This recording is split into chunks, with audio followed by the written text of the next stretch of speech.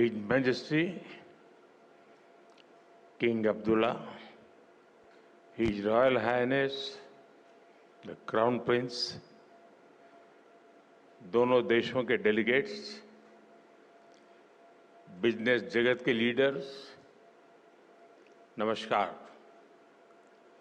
Friends, दुनिया में कई देशों के साथ बॉर्डर्स तो मिलते ही हैं, कई देशों के मार्केट्स भी मिलते हैं, लेकिन भारत और जॉर्डन के संबंध ऐसे हैं जहां ऐतिहासिक विश्वास और भविष्य के आर्थिक अवसर एक साथ मिलते हैं। कल ही मैजेस्टी के साथ मेरी बातचीत का सार भी यही था। ज्योग्राफी को अपॉर्चुनिटी में और अपॉर्चुनिटी को ग्रोथ में कैसे बदला जाए, इस पर हमने विस्तार से चर्चा की। योर मैजेस्टी, आपकी लीडरशिप में जॉर्डन एक ऐसा ब्रिज बना है जो अलग अलग रीजन्स के बीच सहयोग और तालमेल बिठाने में बहुत मदद कर रहा है। कल हमारी मुलाकात में आपने बताया कैसे भारतीय कंपनीज जॉर्डन के मार्ग से यूएसए, कनाडा और अन्य देशों की मार्केट तक पहुंच सकती है। मैं यहां आई भारतीय कंपनियों से इन अवसरों का पूरा लाभ उठाने का अनुरोध करूंगा। फ्रेंड्स, भारत आज जॉर्डन का तीसरा सबसे बड़ा ट्रेडिंग पार्टनर है। मैं जानता हूं कि बिजनेस की दुनिया में नंबर्स का महत्व होता है, लेकिन यहां हम सिर्फ नंबर्स गिनने नहीं आए, बल्कि हम लॉन्ग टर्म रिलेशनशिप बनाने आए हैं। एक जमाना था जब गुजरात से पेट्रा के रास्ते यूरोप तक का व्यापार होता था। हमारी फ्यूचर प्रॉस्पेरिटी के लिए हम वो लिंक्स फिर से रिवाइव करने होंगे और इसको साकार करने में आप सभी का महत्वपूर्ण योगदान रहेगा। फ्रेंड्स, आप सभी जानते हैं कि भारत थर्ड लार्जेस्ट इकोनॉमी की ओर तेजी से बढ़ रहा है। भारत की ग्रोथ रेट 8% से ऊपर है। ये growth number productivity driven governance और इनोवेशन ड्रिवन पॉलिसीज का नतीजा है। आज जॉर्डन के हर बिजनेस, हर इन्वेस्टर के लिए भी भारत में अवसरों के नए द्वार खुल रहे हैं। भारत की तेज ग्रोथ में आप सहयोगी बन सकते हैं और अपने निवेश पर शानदार रिटर्न भी पा सकते हैं। फ्रेंड्स, आज दुनिया को नए ग्रोथ इंजन चाहिए। दुनिया को एक ट्रस्टेड सप्लाई चेन की जरूरत है। भारत और जॉर्डन मिलकर दुनिया की इस जरूरत को पूरा करने में बड़ा रोल निभा सकते हैं। मैं आपसी सहयोग के कुछ की सेक्टर्स की चर्चा आपके साथ जरूर करना चाहूंगा। ऐसे सेक्टर जहां विजन, वायबिलिटी और वेलोसिटी ये तीनों मौजूद है। पहला, डिजिटल पब्लिक इंफ्रास्ट्रक्चर और आईटी। इसमें भारत का अनुभव जॉर्डन के बहुत काम आ सकता है। भारत ने डिजिटल टेक्नोलॉजी को इंक्लूजन और एफिशिएंसी का मॉडल बनाया है। हमारे यूपीआई, आधार, डिजी लॉकर जैसे फ्रेमवर्क्स आज ग्लोबल बेंचमार्क बन रहे हैं। हिज मैजेस्टी और मैंने इन फ्रेमवर्क्स को जॉर्डन के सिस्टम से जोड़ने पर चर्चा की है।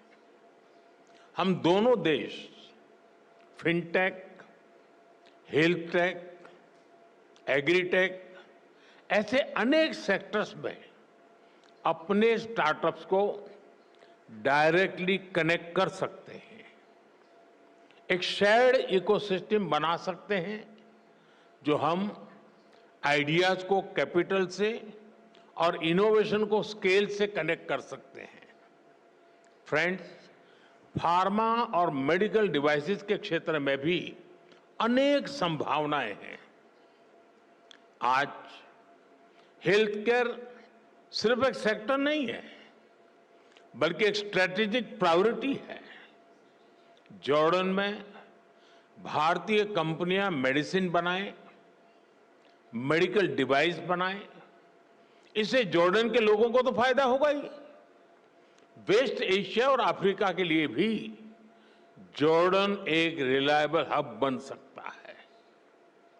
जेनरिक्स हो, वैक्सीन्स हो, आयुर्वेद हो या wellness, India brings trust and Jordan brings rich.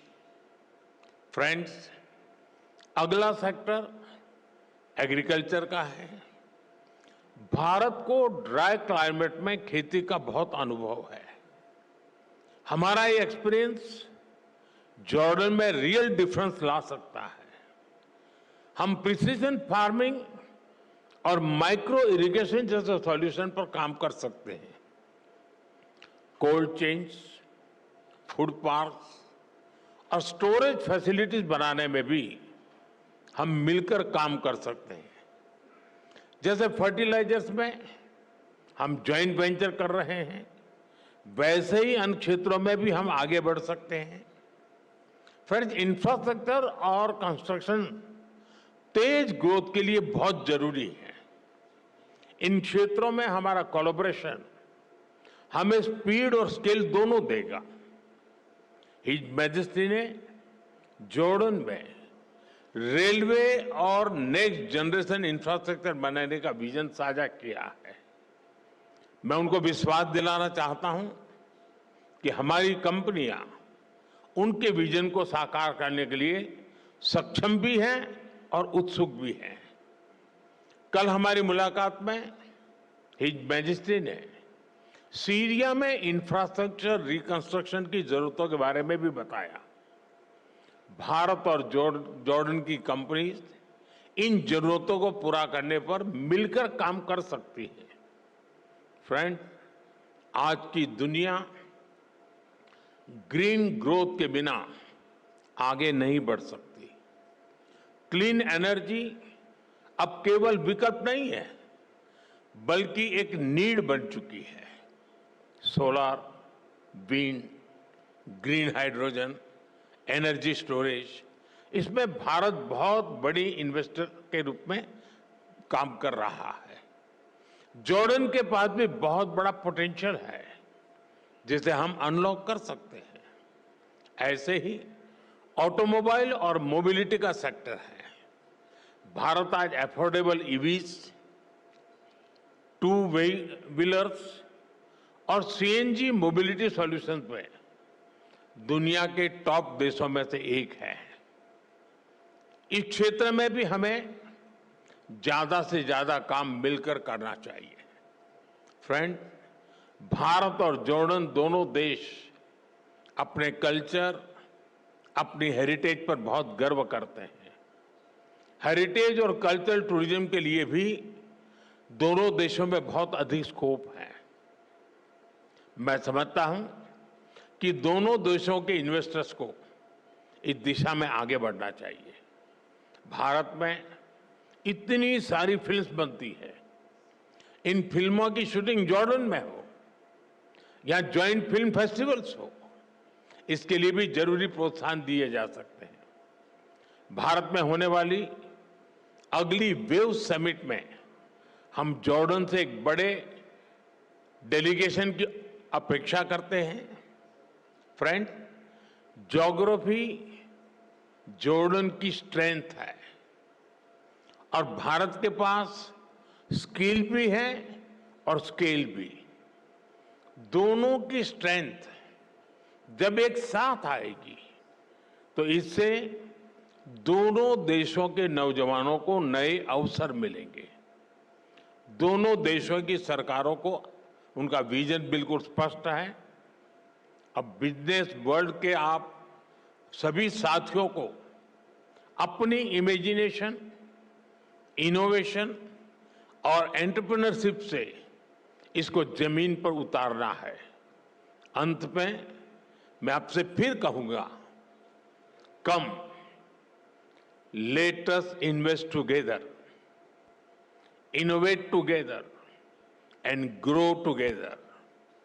Your majesty, एक बार फिर आपका, जॉर्डन सरकार का और इस कार्यक्रम में उपस्थित अन्य सभी महानुभावों का मैं हृदय से आभार व्यक्त करता हूं। शुक्रान, बहुत बहुत धन्यवाद।